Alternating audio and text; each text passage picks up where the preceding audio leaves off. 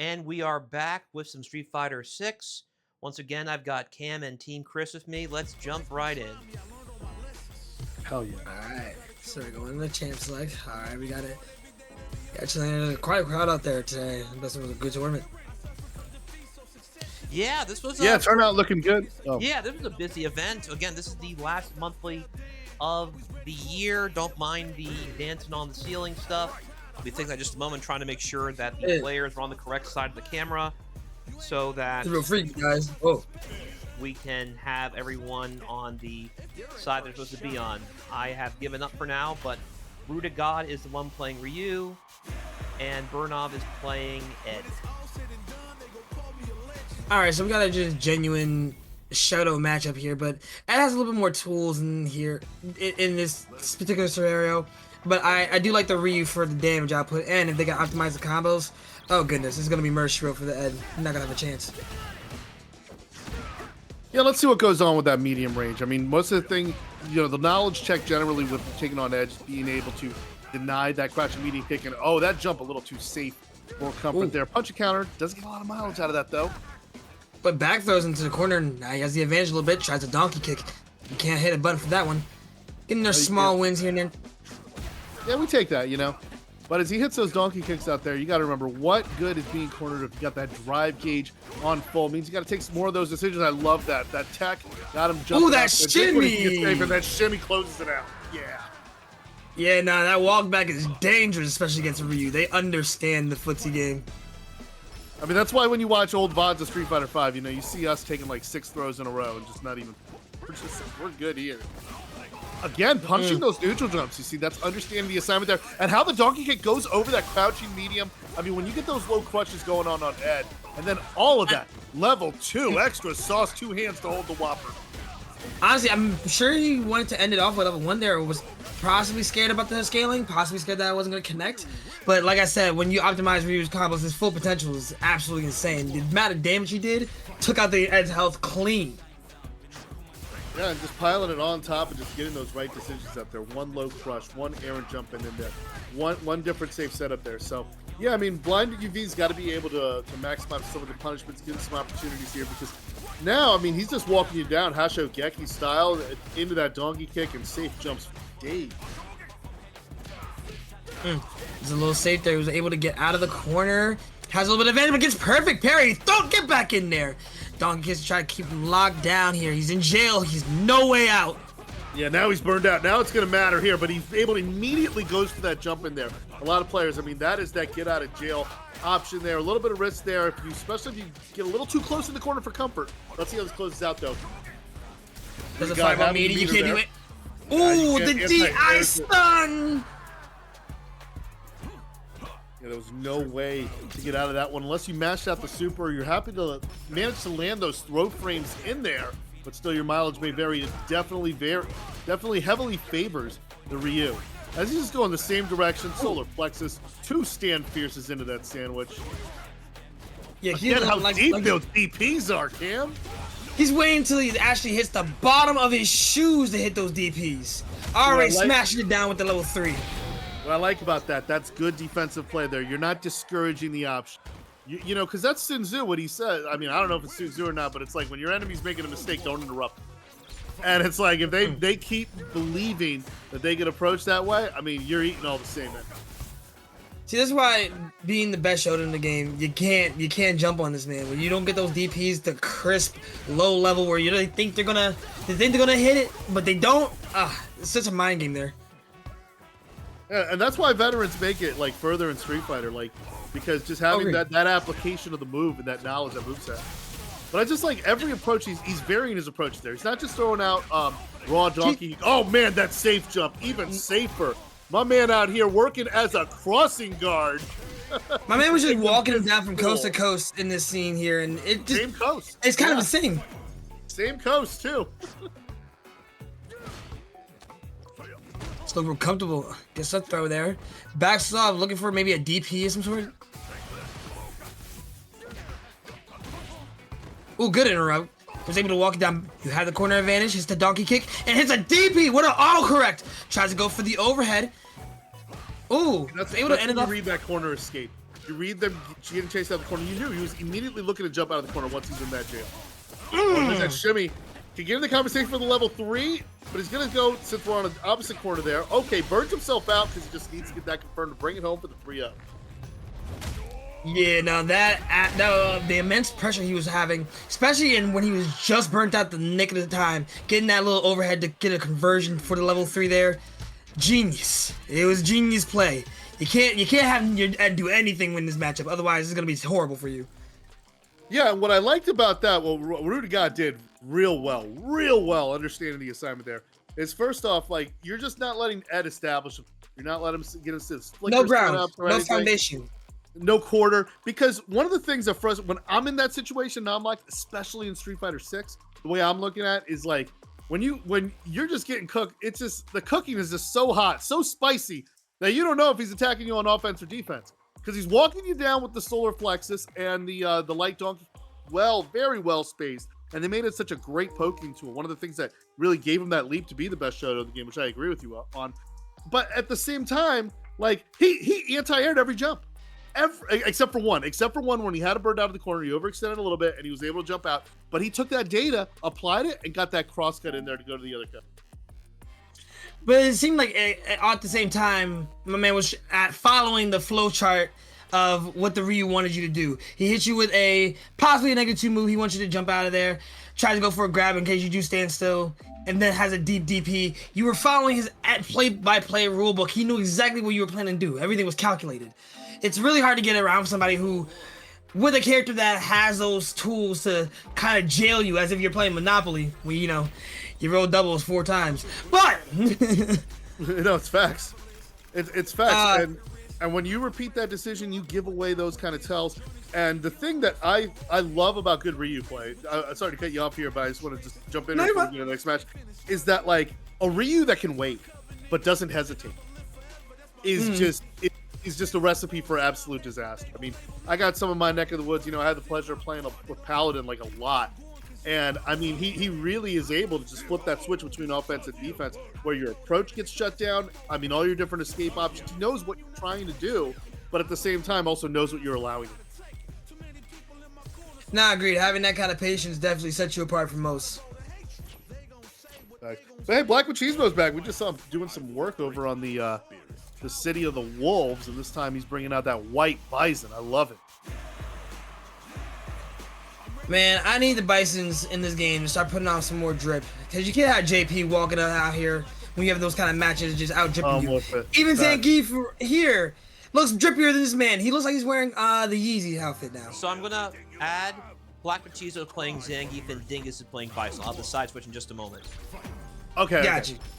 Making sure, yeah, we're gonna get those names switched up there. But hey, I'm with you, Cam, on the drip, man. Especially coming after Street Fighter 5. I mean, I bought every single Chun-Li fit. I got all the different Red Bull fans, all those. Like, I mean, yeah, I'm with you on that, man. I am definitely willing to go further in the red in the bank to get it as. What an SPD. Oh, your life force gone, especially for M. Bison. This just makes Zangief so dangerous to deal with, because when that bear comes out of the den with a punish counter SPD, I mean, no matter what, it turns the tide. It sets the tone immediately, and he's just gonna scissor that. An 88 drive rush is kind of insane. Hang on a minute. It is. Because, like, that's not something on paper that you can just go, oh, he's gonna throw them out there, I'm gonna RPS it back with DI. No, that DI is a decision. That DI meant I knew you were coming with it. Was able to get the pressure advantage. Oh, goodness. Hang on. Throwing him down. Ooh, nice jab. Trying to get out of there. Zangief's not playing around here. Hang on a minute. Yeah, even though he's burned out, I mean, he just needs another one of those and it's fight. He's got that level 3 on deck, so... Oh, watch your step. He already blocked it once there. He's not going to leave that broom closet open. He is going to catch those sweeps and just crack it over. I try to stop some dominance. Gets hit by the lariat anti-air. Throws him to the other side. Hang on. You messing with a wrestler for? But that's the assignment though. Walk forward and crouch block against Bison. I mean, against Dictator. It goes all the way back. You can say what you want about like games like Super Turbo, or even Street Fighter 4, or even Street Fighter 5, when he has that approach with it. Oh, wake up, Psycho Clutcher. No, that's DDT. Nah, that punish counter grab was all he needed. Because this, and especially this plays so well for Dingus's Geef. He's doing exactly what he wants you to do. Come at him. A whiff on that lariat there. He tried to whiff punish him with an SPD. Try to slack both of them. Kind of change positions very often. Getting a couple clashes there, but none of them really close enough to seal the deal or get an advantage. So he's got to use the safer sweep now. That down back roundhouse. When I say that, able to... Oh, go on. Yeah, he was just going to get into that vortex there. And, thought he had that punch with the SPD. But just enough distance. The bear just gets away with another picnic basket.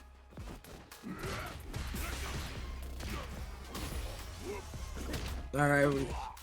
My man, Black, or rather Dingus. On a... Ooh.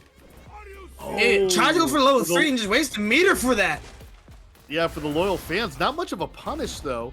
I mean, I could understand holding on to the resources with the critical art, but when you've got 2 drive stocks against a burnout there, and you need all the momentum you can get against this bear, that's why you're staring at a 2-0. And again, he calls it out. My man playing rock paper scissors out there, and he's just holding out a closed fist. Gets a punish counter, no conversion off of it. I don't believe he could. Hits him with a knee and an SPD. There's your life force. Gone. Goes for the overhead. He's successful. Tries to go for a grab and gets tagged to end it off with a clash. Trying to get out with Cycle Crusher.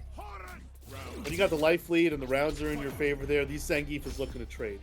Because even if he comes through on the short end of the trade, he's got himself in an advantageous position. So playing that philosophy is just fantastic here, but Dingus able to make some moves, get some side switches, taking advantage of the lariat only going one way. Oh, the disrespect. He's like, you want to step on my toes. Oh, tries to DI again, but it's not going to work for the EX Cycle Crusher there. He still has the corner advantage here, but Dingus trying to fight out as much as possible.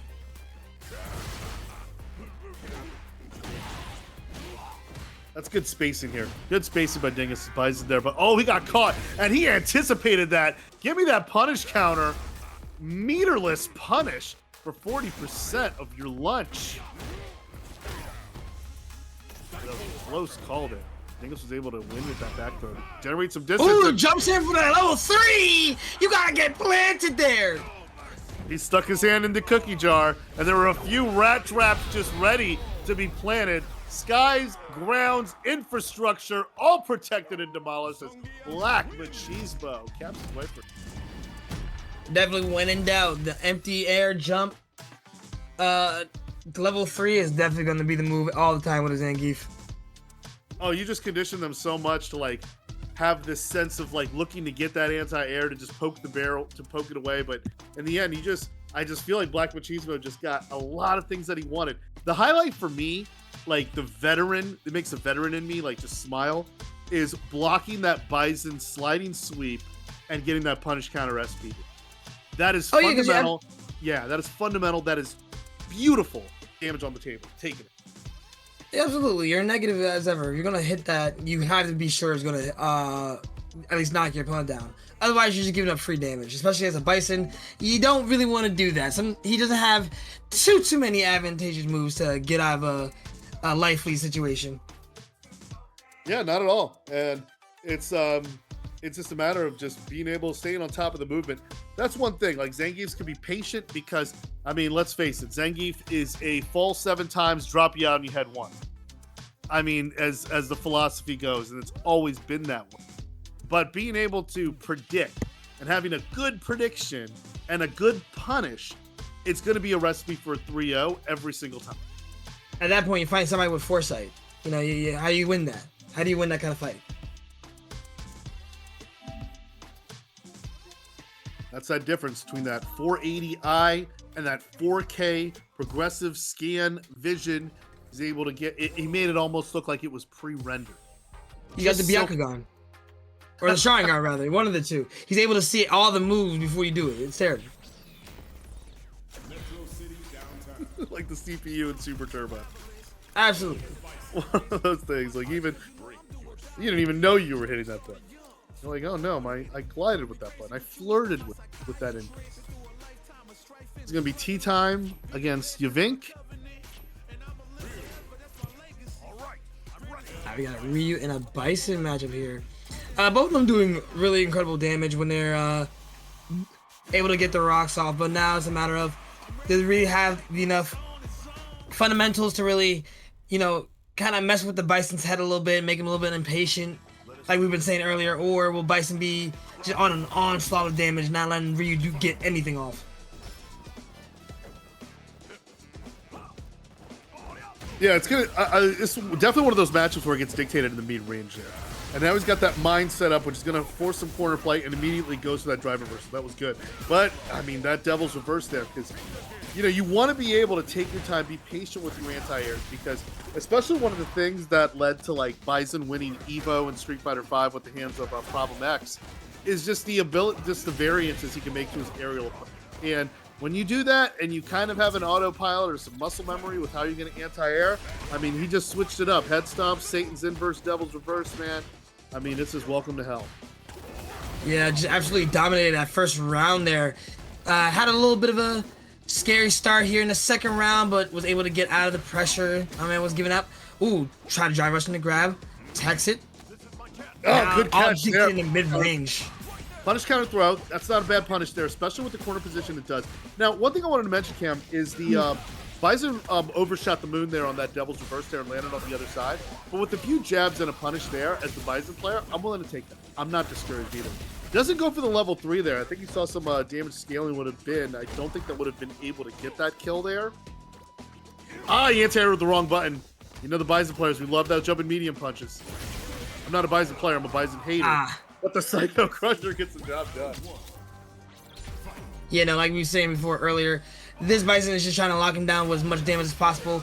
Ryu trying to find an opening is just getting beaten out here. Bomb setup, now he's full screen, forces the explosion.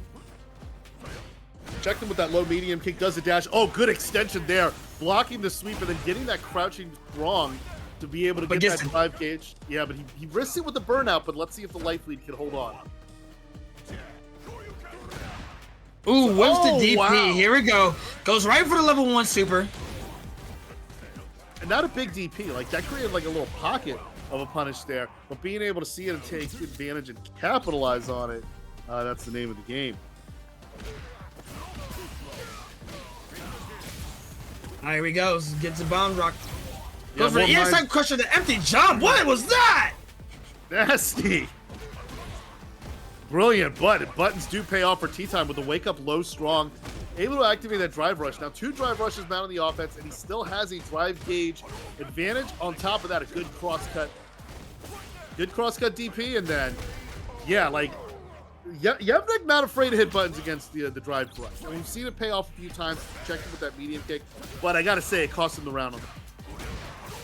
I never seen someone just do an empty jump EX Psycho Crusher, assuming the Ryu's gonna throw a fireball, and I'm just like, wait a minute, what? That worked? Sometimes it's the weirdest of reads. I mean, you see if a player has certain tendencies, you're willing to bet that they're willing to commit certain. I like the use of the solar plexus here. I like that by tea time there, able to really melt him down to that drive gauge down, because even though he took that Psycho Crusher, now Yevnik's close to the corner and has to use that level 3. I don't know if it's going to kill. It's going to give him that drive. Doesn't have enough damage to kill, I don't believe, but definitely puts him in a better position than he was in earlier. Oh, that overhead would have been critical. Art. Oh, no, he can't. Yeah, grits a crouching medium kick with CA and a little bit of drive on deck. That really could have turned the tide there. I mean, that's a closer comeback potentially you can get, but Yevnik able to seal it out.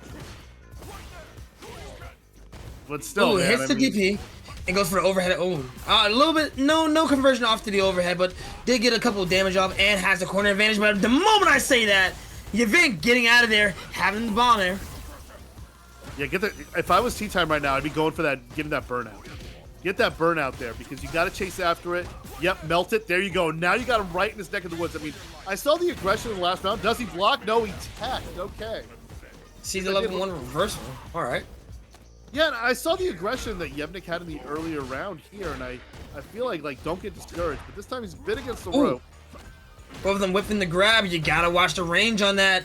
Vic getting a good grab now. Really a good comfortable position, kind of just messing with his opponent. trying to make it hit a button, Yeah. and he does. That's the thing. You gotta be. I mean, the aggression is good from tea time here, but the problem is like it just seems that when the kill combo is in sight, it's either suboptimal or just doesn't come out the right way to seal the deal. And for Dictators, getting that crouching light. I mean, for Dictators, it's like, you know, you just gave the president a third term. Oh goodness. So, back in the corner there goes Yevnik. Let's see if he's that aggression. Oh no, yeah, the combo not happening there after that stand fierce. Ooh, tries to get the DP, was able to recover just in time to get a couple jabs in, getting the corner advantage back again. That Able was to throw him once. It is Oh, definitely that Survivors, and he might have thrown it away! Oh no, that Psycho Axe, nobody home though, but able to drive rush it home anyway. And then any super by hook line. By hook or crook, any version, any level gets the job done there for 3-0. Man, I liked a lot of the stuff T-Time was doing, but just like, for Street Fighter 6, like, you gotta do stuff a little bit differently toward the end to be able to seal. I just feel that there were just a lot of rounds left on the hook here, off the hook here, but still, gotta tip your like Dictator's cap over to Yevnik for fantastic punishes as well, and just overall good offense, because I just feel him mounting that aerial attack, it just seems to favor him that whole distance throughout the fight. You know, definitely was running his opponent down, not letting him do anything whatsoever. Not even a lick of Ryu damage was coming out, but he did have a good round in one of the scenarios, but Evade 2 proved out to be the better player in that moment. Of course, this is only very early. He probably has time to get back in the bracket, possibly. Yeah, we'll see about that, because I mean, I love watching good fundamentals play, and I want to compliment it in Street Fighter 6, but it's got to understand that sometimes, like, you can play stuff so solid, but at the end, it's like, who finishes Street Fighter? It's like, this fighting game in particular, to me, feels closer to a race towards the finish than any other fighting games I go to, because really, it's just about who can just win, just use those resources to get it across in the racing.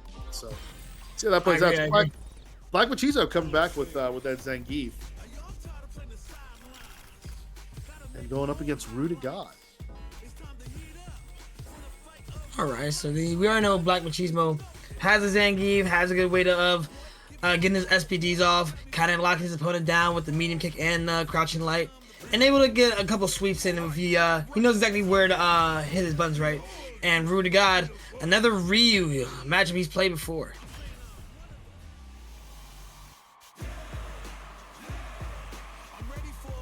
Yeah, I really do enjoy this matchup too here, because it could really turn on its head at any time. I mean, not just with, I'm talking the SPD, but if Ryu could get something like a drive rush overhead on the wake up as well and just crown him with it, like, I mean, it's really interesting which character can draw more fear out of the other. But he's going to be pesky, and especially what I love is that buff, which allows him to alternate between the Denjin charge on the Hadouken, and he doesn't have to commit to the Denjin on the next Fireball when he has it charged. So that forces the Fireball-E to have to respect that option. And from what we saw from Rue to God earlier with some great diving. Gets the drive reversal to get out of there, but goes right back into a corner. Little low drive health. He has to be very conservative about this right at the moment, but loses it right there with a Denjin Fireball to get a perfect KO.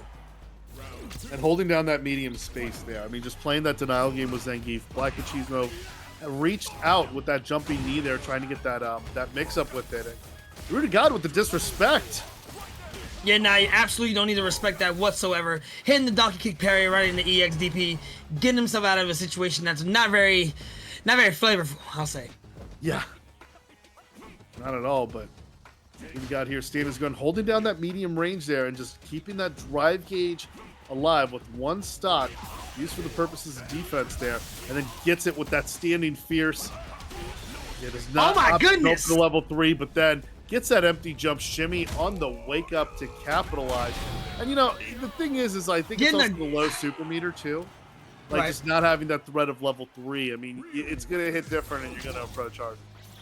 But the thing about not having level 3 is that you still have two really good level 1, a move that's really good when you want to get a a good amount of damage for a command grab, and level 2, which even if you hit somebody, or rather not when you hit somebody, when you jump in the air, it's a great anti-air to get a lot of damage to kind of have that lead against characters like this.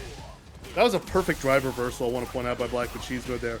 Absolutely called out the Hashogeki appearing. Ah, did this nigga get 3 perfects back to back? Yeah. It's like okay, there it is. All right, the reign of perfects is over. It was getting a little dangerous. I'm not gonna lie, Black. Oh, as soon as he saw that parry, he tried to reach in for that tick throw setup, and it costs him. And then let's see, yes, sir, that level 2 gets called out. Rudy God playing this real well here, showing total comfort against the bear, not overextending against the burnout. Just walking him down as much as possible. But here you go, Rudy God getting his comeback here. Oh, I love that Lisa with the fireball. What? And then he with that crouching medium into Tatsu. And then critical art, because he's just on the yellow enough. That does some significant damage, especially with that. Yeah, stands his ground there. And then he was preparing for that deep DP, as we've seen it throughout the tournament tonight. Don't discourage the jump, but shut down everyone. Just imagine if the combo wasn't scaled. I feel like if Black Machismo got hit by that and just lost, I would have put down the controller. I understand. Yeah. And he's got some sauce there. I mean, I love how he used that fireball to get that corner carry there to get that going. That's not just a style combo. I mean, that's situational awareness too, to see and just re-optimize that. That is practice, practice, practice. That is like, oh, hey, look what I found in training mode. Ooh, that backdash. That backdash. That whiffs. You whiff a heavy button or a medium button, I think that was, and then get that backdash in there because you know your opponent's going to wake up mashing. In this case, it was tech. Oh, brutal. Yes, to some players, it looks like it's a disguised frame kill, too. They're like, oh, this is a setup. I got to... And then, no, it was bait. It was always bait. Well, the low 2 plus to get that grab there, able to get the tech to kind of bring it back to neutral right here. Black Machismo looking a little scary for him right now. I mean, literally against the ropes here. Pun intended, getting super plexus down to the yellow, uses the drive reversal. But I mean, like, if I'm Rude to God, I mean, I'm like, at what cost? Because all I need is a blocked heavy there. And exactly, and what a catch into that hurricane. Oh, did he just charge up in front of him? Come on now, you can't let him slide with that. No, and this hits the DI stun. I don't think there's full anything combo. It doesn't matter if he lets him. Goes with ends up with level 1. Okay. You love to see it. Honestly, it just looked like as Rudiger was just walking his opponent down in this match. Very decisive. Unfortunately, 3 perfects back to back is kind of crazy. You had him downloaded before the game started. Yeah, and that's just brutal because, you know, you got to be able to check your mind after a perfect too. Like you can't let it discourage you. You're like, all right, it's a round. Let's take it into some data and everything. I know there's people like, you know, there's commentators, people in the crowd, they're gonna be like, ooh, perfect, and like, yeah, I do that too. I mean, it's hype. I admit it, you know. But I mean, I have won rounds where I've been perfected. I've won matches rather where I've been perfected. I mean, we all have. It's in the. Oh, we all have, yeah. Yeah, being a fighting game player, you run into those kind of situations. You're like, oh wow, definitely had me dead to right. It's a bit of a humbling experience, especially when you feel like you're doing a lot of training, you feel like you're good, maybe you're winning a couple more matches than you usually would, you think you're at top of the world, and then someone has to bring you right back down, like, hey, you're fine, a little too close to the sun, just relax a little bit. It's all a matter of how do you go about that, how do you use that to motivate you to go forward. Yeah, because no, and it's facts, because a lot of times I would walk away like, oh, I lost that fight, I dominated it. But then I started seeing matches where I got dominated, and I'm posting the VOD like, hey, here's me getting my ass kicked, still taking the set. So it's all about how, you know, how better at adaptation. So Yavink is back up in this. We saw him with a very impressive 3-0 earlier against another Ryu. And this time he's going up against Rudy God. And man, he's... Ooh, blocking that DP. It's a little discouraging. Wait a minute. Hitting the level 1. Not enough to kill. Got to back off. Backs up a bit because of the burnout. Going up against 2 stocks there and making Rudy God chase. Oh yeah, jumping double strong there. Wow, that's. I mean, hitting that against dictators definitely give him a taste of a synergy. Oh, he whips went for the the stand crouching heavy roundhouse. kick. Yeah, I mean, he just whiffed that roundhouse, and then Yavink having that awareness to crouching block or hold it down, or I don't know what he was doing, but he was just crouching block. He just happened to find that opportunity and capitalize. Oh, EX Psycho Crusher pushing to the corner for a grab. That's what I like about Yavink, because he's been doing a lot of just escaping pressure situations and standing his ground, even against some heavily aggressive play. Speaking of heavily aggressive, hitting the bomb on an he was able to get out with the DI, charges up a little bit. Trying to close the gap as much as possible. Gets the air-to-air for a DP. Just good conversion damage overall. And just like the first round here, lets himself get burned out, gives Rudy God a sliver to mount a comeback with, but he just backs up and does it and just waits and finds for an opening. Just willing to play against willing to go against a steamroll just to get that pixel health he needs for paper. Rudy God's turning the tides here. Being able to pressure the Bison to the other side of the screen, having a lot of awareness and some a little bit of real estate, but kind of gave it up to get a couple more hits off, just small wins.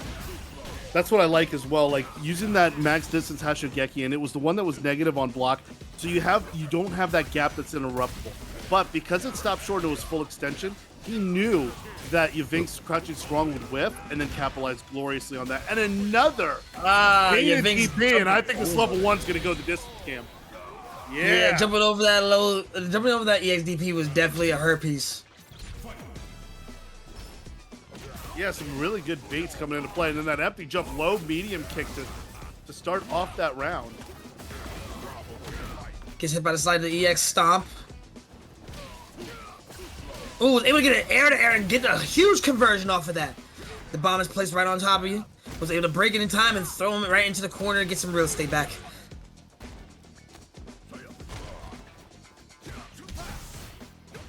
Doesn't bite on the shimmy. You see, he's backing up on that each time because he knows how much is going to pay off just one wrong step.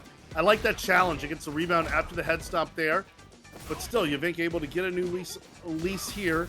Still attacking an approach, trying to find those openings, even though he's burned out. Rudigod not taking advantage there and gets a punish counter throw. He can be chipped or poked into a 2-0 deficit here. And Yavink's got the meter to get the job done here, too. If you've been having the meter advantage at the moment, it's going to get a little scary. He tries to get the stomp, misses, and gets able to punish the DP. That was baited. I mean, yeah, like not rushing into that that level 3, which could have got a guaranteed chip kill. But works out in his favor because he just plays patiently and just was able to get that good bait out there. So playing more so, just trying to limit the openings, potential for comebacks. I will say Rudiger definitely did have a comeback coming. Definitely was locking his opponent down as best as he could, but just gave up some of that real estate. Oh, I love that back jump there with that elbow. Yavink does it. He continues. Oh, and chases after him. The mind Psycho Crusher. You better respect that tapeworm that you got in there, or not. It's gonna burst all over you there. But still, a full screen. Then you charge Hadouken. I mean, Rudy God gets that first round of his on to his name with one from the Logan. Yeah, getting the first blood here, but Yavink not backing down without a fight. Explodes the bomb, but Rudiger was able to check him, bringing him back to the other side of the screen once again. Oh, what a perfect parry. Yeah, and that's good training there, because those kind of moves, like Chun-Li's down forward roundhouse, and then being able to see a special move like that, head stomp, I mean, it's good awareness to recognize the telegraphing. Doesn't go for the level 3 because he's not critical. I don't know if that would have pushed him despite being in yellow at the time of that super happening. It could have, but unfortunately it's just too late for him. Diving into the Psycho Crusher level 3 is just definitely going to take him out here. Making a match point and survivor point for both of them. Yeah, here, so Yavink buys himself a little bit of time here, willing to take the gambit with the 2-0 deficit that he could be able to get that third round with a meter of 0 against a full stick of butter for Rudiger to cook. We'll drive in at level 3. Yeah, cut a head stop, and then Yeah, and he sees that the mine burst there, so he's able to get that extended jump in. Ooh, and just saw the EXDP happening, having the bomb explode with the level 1. It's not gonna kill him, but he's gonna do a lot of damage. Looking real comfortable, was able to burn him out with the normal scissor legs. Tries to dive in, gets DP'd.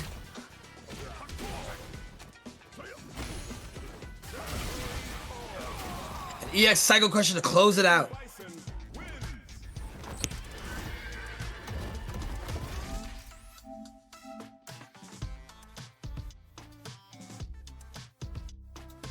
Man, that was beautiful. You think they're very well played. I mean, I believe that's 6-0 against Ryu.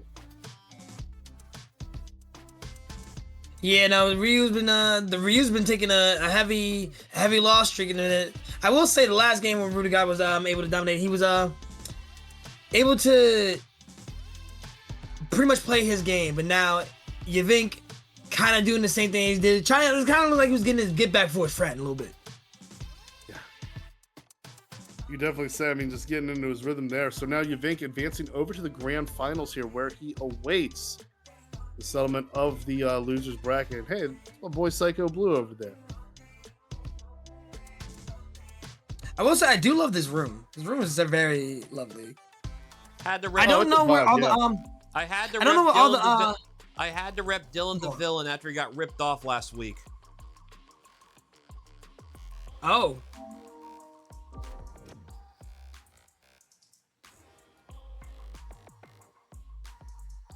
I don't know what the other posters are, but they do look like, I guess one of them does look like Breath of the Wild, but I'm not entirely sure.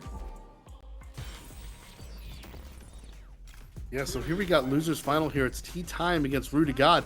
If I recall correctly, I think this is going to be a Ryu mirror. It's going to be Ryu. Champion edition for Nintendo. If it's a Ryu mirror now, it's just a matter of who has the better footage, because they both have the same tools, the same mechanics to put themselves in a fairful position.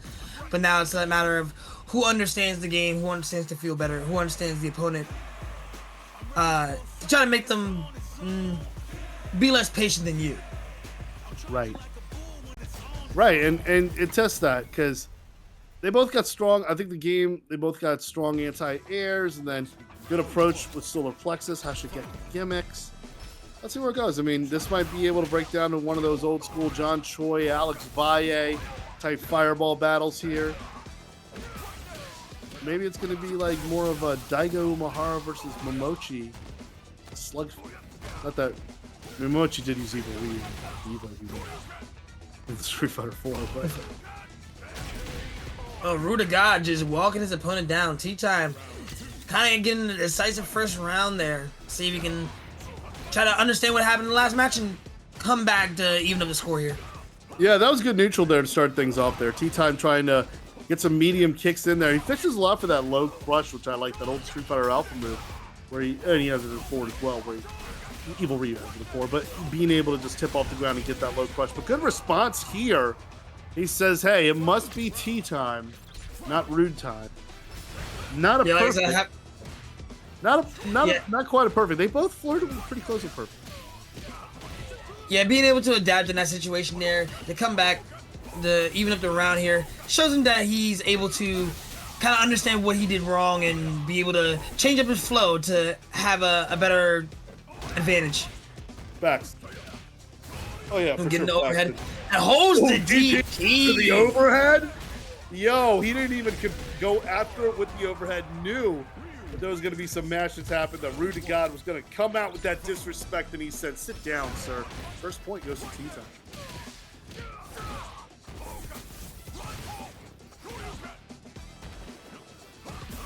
That was a good DP here. Trying to find a pressure and then gets hit with a standing fierce. Trying to go for the overhead, was not successful. Rudy got taken to the other corner. Charges up. Gets a DI, but gets parried. Thrown back. Great timing on it. Versus the corner there too as well. And that really favors him, because despite having the life deficit, he's got the drive gauge advantage, and it shows up because he's able to have the gas twice to take the round.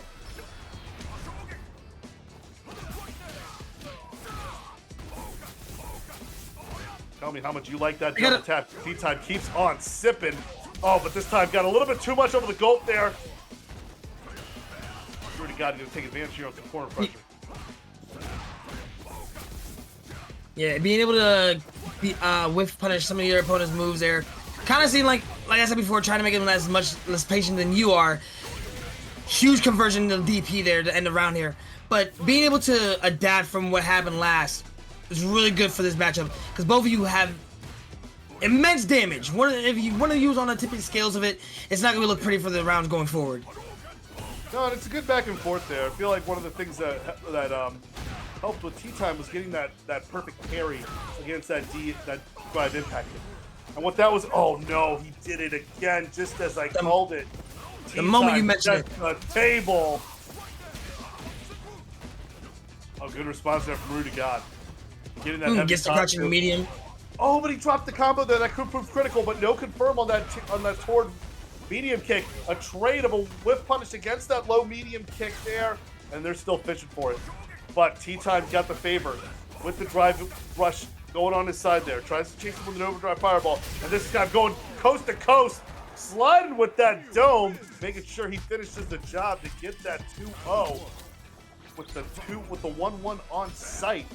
Oh man, yeah, the drive rush overhead was definitely a risky move there, because if he punched him at any joint, interrupting him, it could have been open for a level 3. Yeah, it's not too early, not too late. Whether it's morning, afternoon, or just feeding off that supper. T-Time holding it down with a 2-0. Now, Rudy God, I mean, playing aggressively, and I love when he gets those stand fierces. And just, we got 3 of them in there. Ooh, brutal.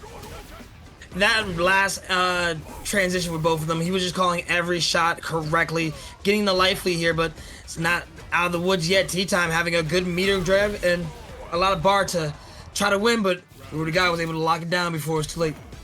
Yeah, good conversion there, because hitting him with the medium button and having that much drive on deck could definitely like cause a massive problem and have you staring down the barrel of a match point. All right, T-Time keeping him in the corner. What a jail! EX don't hit a button, and he got caught doing so. Both of them being able to fight back and forth here. Tried to go for the overhead, but gets neutral jumped. Good catch. I mean, he was able to predict that was going to come out of there from that drive rush happening. Love the way Rudy got like just playing a little more patiently, adjusting standings ground, and then finding those openings to get in there, like digging himself out of the corner there with that solar plexus, and then being able to get those final confirmed. You love to see it. Yeah, Rudy God was on survival's point there. Didn't want to get down without a fight.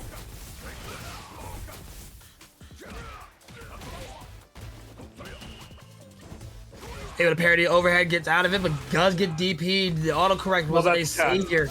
We call that the tax. If I'm the player jumping out of the corner, I'll take that. Especially if my drive is low, I will take that. Tax me, let me get out the corner. All right, T-Time not letting Rudy God get a possibility on a third grab, but Rudy God being able to punish there for a ender. Close to getting 2-2 and even up the score. Yeah, good usage of the drive gauge there, using all of the resources, every part of the fish to get the damage he needs, and now he's staring at one round away for up 2-2. Oh, the deep DP from T-Time. Yeah, and he caught him with that step back on that medium kick. I like that awareness there.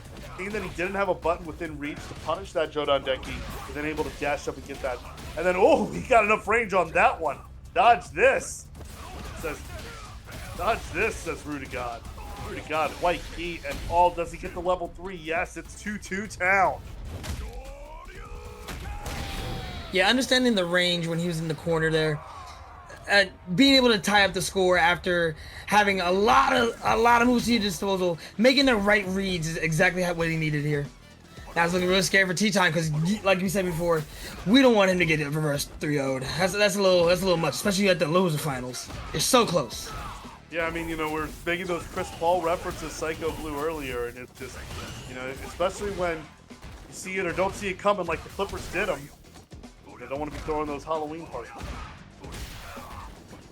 And T-Time being able to get the sweep here, and a couple more hits off, gets out of the range, and was able to get a crouching meat.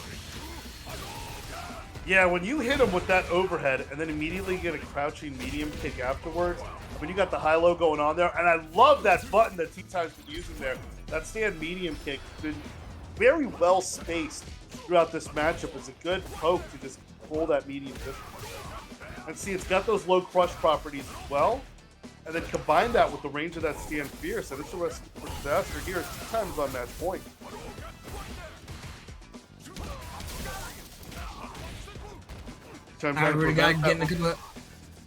He's trying to prevent that 3-0. Oh no, just dropped off the Jodan Deki, not happening there. And then moving forward, Rudigard goes for the level 2. Definitely need to spend it, but here we go. T-Time with the level 3, and that's gonna kill. Yeah, it's gonna kill. The critical art on the table just closes it out. Open up the menu. He took out the controller. Oh, he could have at he least straight DC'd. Sure, you desync your. Oh yeah, he didn't even. He knew it was going to kill and stop that reverse 3-0 from happening there. T-Time's like, hey, whether it just takes a few extra sips, I'm gonna make sure keep it steamed up. Alright, wait for a second for this controller stops trying to sync up to the PS5. It does definitely a good move there from Rudigard being able to not go down without a really good fight there. Being able to call out his opponent at even the slightest mistakes, just even if you're off by a pixel, I'll find out. Yeah, I'll know. I mean, the question's gonna linger though. The non-usage of that level 3. I mean, sometimes what happens is you don't let a round 2 problem become a round 1 problem. Level 3 would have got the kill, but then you would have been facing that meter deficit out there, especially with T-Time preparing to get his bearings back to stop that momentum there. But I mean, T-Time had that critical art on deck, because that's really the thing. I mean, if you give your opponent that little sliver of health sometimes, Cam, I know sometimes, you do it with that energy like your Lan Di from Shenmue. I say this all the time. Get up, I'll let you die like a warrior. But I mean, like, they're in yellow health. You're giving them a critical art. And I mean, it's like, sometimes I'm like, okay, now you got me in the yellow. All I need is one confirm. He doesn't kill. Oh, it doesn't kill. It does not kill. We're saying we're going to let this one ride. And then he tries to go for the DP, but it was unable to close it out here. T-Time, please. What? Yeah, we're going to the last game, last round. All right, Rudigard on the offensive here. Gets on the other side. He wants to get more comfortable. Oh, tried to check him there on the drive rush with that sweep there. Came up short, and then favorite T-Time. Hit with the EX DP from Earth. What a reversal. Rudigard's T-Time on the offensive. Does he want to burn himself out? He gets hit with a crouching medium bunt. Oh, T-Time caught it. He ate it. Wakes up Tex from that corner, and then just gets jumped on and styled on as Rudigard does come so close. T-Time able to make sure he finishes it there. Oh, that was close. I mean, if someone's paused desyncing the controller in the middle of a critical art, that's kill to win. I mean, that definitely was I feel like it was a little bit of a loss of momentum. He was able to pick it back up, thankfully, but I will say that kind of match is just. It was really hard to figure out who was gonna have the advantage there, and T-Time being able to close that at the last second. I was getting a little scared for him because you had a 2-0 lead. You almost gave up the juice. It was match point way too many times for him. Yeah, but I mean, that's the thing that makes Street Fighter 6 so interesting, because when you make it a 3 out of 5 game, I mean, that third set, that fifth game, I mean, things change. If you're a player and you got senses, you got the data, you can build off that, and you got to be able to find an extra gear in that adaptation to play Street Fighter 6 in this format. And we're seeing that now. T-Time is making a counter pick here. He's going with Elena, the losers bracket side. Now, there's definitely a run back from the winner side. Now, we have to see if T-Time understands the matchup better with Yavink to finally come up on top for a reset, or will Yavink dominate like he did last match? Now, let's see here, because Elena's got some very interesting pressure, especially if you respect her too much and you don't quite match through those gaps. But at the same time, if you try to check her, try to challenge, or get a punish that reaches too slow, given her deceptive frame, like her movement, and with that being the height of her hurt box, been a pain in the ass for Street Fighter players since Third Strike, and Cross Tekken, and Street Fighter 4, now Street Fighter 6. Yeah, her moves are definitely a perfect footsie tool to make you feel like you have a chance to hit your opponent, but the hurt box being adjusted at every turn is just it gets you a little, it's a little hurt in the chest there. Your confidence drops very slowly. She is just such a slippery character. I mean, that's really the best way I could define it. And good Elena players understand, like, being able to get those crouching lights or medium normals in between there to do that. And then also, like, when you respect her too much, then just let her overhead on you. But so far, not much of a problem for Yavink here as he gets that level 2 confirmed. Gonna risk that burnout. And he's been doing this a lot, you know, just burning himself out, leaving a pixel of health. It's almost like he's, like, just wants to be Seth in Street Fighter 4. And now we're getting the character select. How does it go back with Ryu? I understand. He felt a little bit more comfortable in that match, possibly. Yeah, it just looked like he couldn't really get the sauce going. He couldn't get that that extra step she has that leads to those overhead mix-ups, and then just establishing that high-low game. You're being denied on that reach as well, and plus you're not using some of her anti-projectile tools, then you're just falling right into a trap. I'm interested to see, though, how Elena counterpicks Bison. Like, it's curious, but I could kind of see how she can give him problems. I just want to know more about that. It's basically certain moves that she uses makes you feel like you can possibly try to get a jab off, probably hit a button to try to take your turn back, but it just, the way, like I said before, the hurt box moves. So it'll definitely make you feel like you have your turn when you really don't. It's still her pressure. You're still in the corner because of her. Yeah, and yet another perfect from Yavink, and this time getting that cross-up out there, jumping over that crouching sweep, being able to read that. You know, playing when Ryu got, like, better towards the end of Street Fighter 5, he was great at the beginning, and it sucked. Well, one of the things was, like, just how good and guaranteed his trigger was, and every time I saw it coming, I would always jump in and go for that cross-up there because of the recovery time on his sweep, and just knowing that Ryu players were looking to throw it out just to get that game. Tea Time showing some promise here, was able to get another corner pressure, gets a critical hit to take out the round here. And that's good optimization there too, using none of the super meter there, so he can be able to get that Metsu Shoryuken towards the end. But here comes Yavink with an EX Psycho Crusher. Got another bomb set up here for him. Backs off just a little bit, trying to make his opponent figure something out, and gets right through the fireball. That's interesting there. Yeah, and being able to juggle that into the level 3. It's going to be close to the kill, but it's such a great decision because that's what I like too, is that I saw him back up and I was like, okay, he's not burning out this time. This time he's building some resources. But then when that opportunity came to get that overdrive Psycho Crusher against the mine there, Cam, I was like, yeah, of course. That is when you burn yourself out on it. No, I absolutely agree. It's looking very decisive here. Yavink up 2-0. It's looking like from the last round. Wonder if Tea Time can try to find a way to adapt in this pressure here, but it's looking very scary. Gets hit with the bomb set and gets caught with the EXDP. That's the worst thing you can do with the mine there. Now you really got to eat it there, and that level 1 is going to be not so scaled. And with tournament point on the horizon here for one conversion, Time has to burn him out there, but Yavink does it anyway. As long as he escapes the corner, the back throw makes it tournament point. Getting another perfect on the board here. I think because there's a couple perfects that he has in this match altogether. Yeah, we've seen quite a few. We've seen quite a few 0 HP rounds of dominance there, but let's see how Tea Time counters. Oh, the wake up level 1 super. He's going to parry all of that, get some of that extra drive on those extra leader turbos. He has a good start on that punish counter, bringing it to the corner, but now here comes Yavink trying to find out as much as possible. Not wanting him to get another round. Empty jump throw against the punish counter. That's the thing. When people like perfect parry my jump in with a parry, or they parry my jump, to me, that's an inevitable punish counter throw.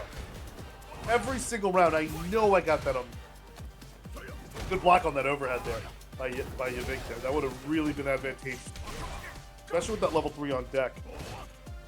Yeah, Tea Time trying to make something of the survivor's point here. Yeah, he's going to try to burn him out here, and he went for that throw to discourage parrying. Oh, this Yeah, he's got him in a real good place there, and he's chasing him out of the sky. There's that neutral jump, and if he can bring this home, it's going to be 2-1. Doesn't even need the super. Okay, good enough. Tea-Time be able to keep himself alive for about one more game. Let's see if we can keep up that momentum and do the same thing over again. He's got the drive gauge disparity in his favor, too, as well. And he even uses 2 of those cancels there, lands a throw, and just continues going all green all day. Having huge pressure on this Bison. Like I said, he had to figure out how to adapt to Yvik's playstyle. Just being the all-out aggressor here, but Yvik showing that he still has a couple of moves up his sleeve. Oh, that's a deep change. Hang on. I love that Devil's Reverse. Burned out from full screen away. Gets caught with the jumping strong, however, but good tech away. Oh, wow, that's a good reaction there from Tea-Time. A better one with that level 1. And then taking him down, and Yvik's going to get his drive back, and then goes with the Devil's Reverse to take it to tournament point once again.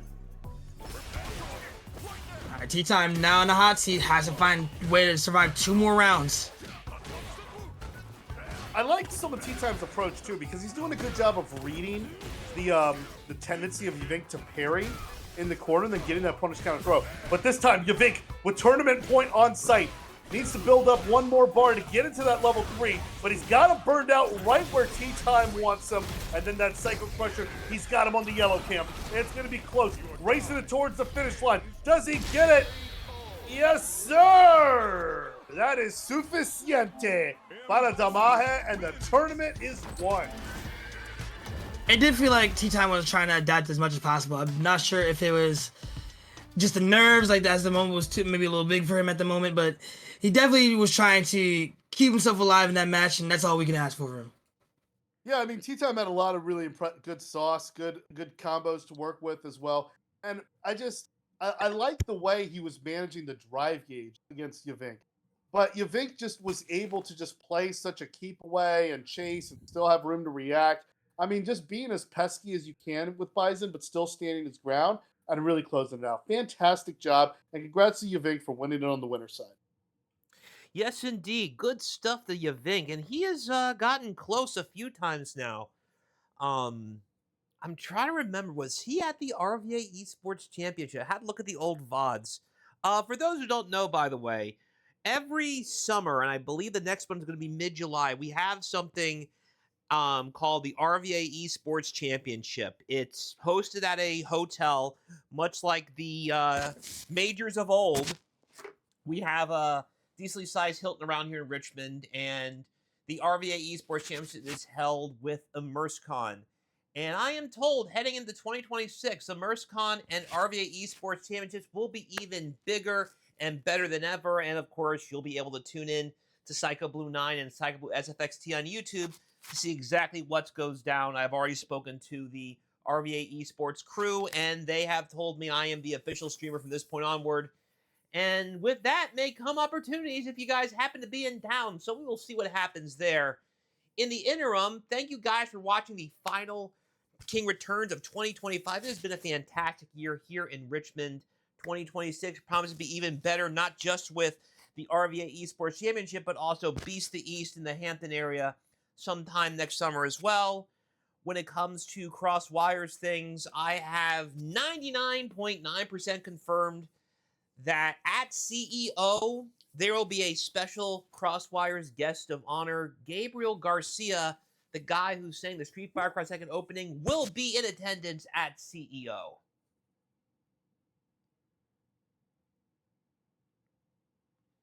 Isn't that exciting, guys? Hell yeah, sure is. Hey, man, thank you guys for having me. I got to run. But, yo, Cam, it's been real. Thank you kicking it. And thank you for having me. It's been cool. It's been cool. Yes, indeed. It's been See you cool. later, Thank you. Chris. Go Heat. Cheers. Go Heat. Alrighty. Cam, Sai, it was great to have you both. What are you two up to before we sign off? Well, I'm going right back to Fatal Fury. I've just been labbing a lot of Preach's combos pretty much all day before I got ready to commentate this. It's a shame that we did not have a Mr. Big on commentary, because I would have been talking a lot about that character, being that Neo Geo Battle Coliseum is my favorite SNK Oh my game, gosh. and he is quite ridiculous in that one. I know this Mr. Big is more closely tied to his 98 Ultimate Match version, but all the same, he is a very important character in the NGBC mythos. So it's good to have Mr. Big in this game. We'll see if I get more Neo Geo characters like the Jin Twins or Kim or something like that. But it'll probably be Jae-hoon rather than the top tier monster that is in Battle Coliseum. Hotaru's top tier in that game as well. I'm just waiting for them to add Guy Tendo from Buriki 1 in City of the Wolves. You know, he would kind of be within that time frame because it takes place around the Garo era. Since Rio's an old man in that one, he would be an old man in Garo as well. We'll see what happens there. Mr. Karate, yeah. Alrighty. Robert's also really good in Battle Coliseum. What are you up to, Cam? I'm neck deep in homework. I gotta get these finals done before Christmas. Well, I've got audit stuff to do before I Christmas, salute so I you. understand that. Okie dokie. Everybody, this is Psycho Blue, conductor of the Hype Train, Mr. Hype Gems, hashtag Crosswires. I will see each and every one of you next time, whenever and wherever that may be, as we head into 2026 with lots of excitement, whether it be for the Richmond locals, for anything Crosswires, or for whatever else I may find myself into that needs to be put on stream. Toodles, everyone, and keep crossing those lines.